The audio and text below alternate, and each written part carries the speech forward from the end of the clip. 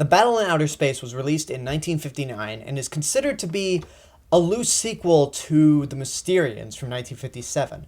I'll elaborate later. But anyway, this movie follows a new race of aliens called the Natal, who arrived to Earth in the hopes of conquering it. They basically set up camp on the moon, but the world has united to send 2 rocket ships to the moon and try to destroy the Natal before they make their full-on invasion of Earth. Because they're coming to Earth equipped with mind control and anti-gravity weapons, so they're not one to be screwed with, honestly. So the reason why this is a loose sequel to The Mysterians is because 2 of the characters from that movie are back in this one. However, they are not played by the same actors that were in The Mysterians. In The Mysterians, one of these characters was played by Yumi Shirakawa, and the other was played by legendary Japanese actor Takashi Shimura. It's kind of puzzling why they would not be back in this movie, considering that these are the same characters, but regardless, it's another alien invasion movie. And being another alien invasion movie, there's really not a whole lot to say that hasn't been said about the Mysterians, except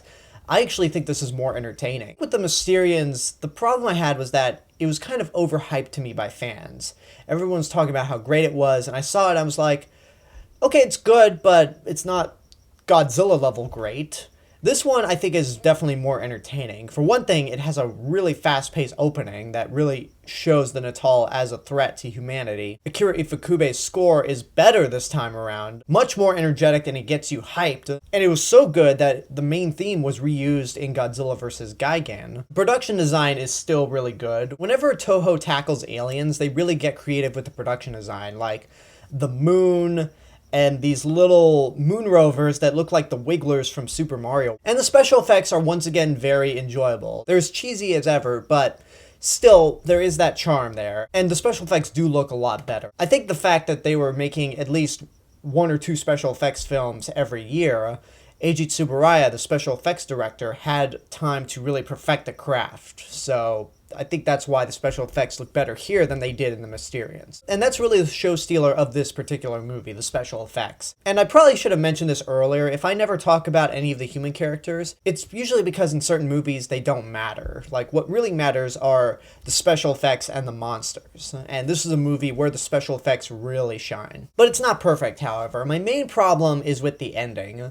While the ending is really action-packed, because that's when there's the huge battle in outer space between space jets and the aliens, and then the aliens come down to Earth and use their anti-gravity weapons to lift cities off the ground before smashing them into the ground, just like in Man of Steel. The big problem with it, and this kind of feeds into my explanation on why the characters don't matter, is because the main characters of the movie just sit in a control room while they watch the action going on. They don't really do anything.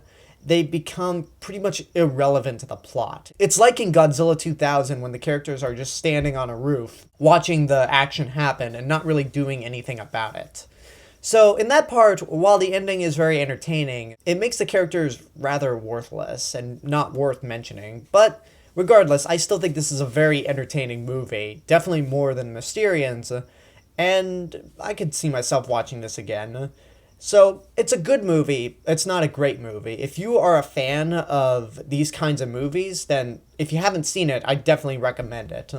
If you're not a fan of these movies and you're just a casual moviegoer, swing by my channel tomorrow because I'm going to be talking about a movie that I can recommend to you. But again, for the fans out there and for myself, good movie, not a great one. And that's my review for The Battle in Outer Space. Now, before I go, I have an announcement to make. I will be postponing my playthrough for Arkham Asylum. That's why there's no video today, for 2 reasons. One, I want to try to put all of my attention towards these Toho reviews because I recently got a new job, and I'm worried that my new job will interfere with my schedule, and I want to basically stockpile on these reviews as best I can before the month ends. And 2, my TV won't work. For some reason, my TV will not turn on, so there's no possible way I can play Arkham Asylum. So I apologize for that inconvenience. That's why there's no Let's Play today. But that means I'll be putting my full attention to these reviews. So that's all I have to say. I can't wait to hear what you guys have to say about this movie if and when you see it. Like, subscribe, share me with your friends. Don't forget to check out my official website. And don't forget to follow me on Facebook, Twitter, Instagram, SoundCloud, and Periscope. This is the real Mr. Robinson telling you there's only one.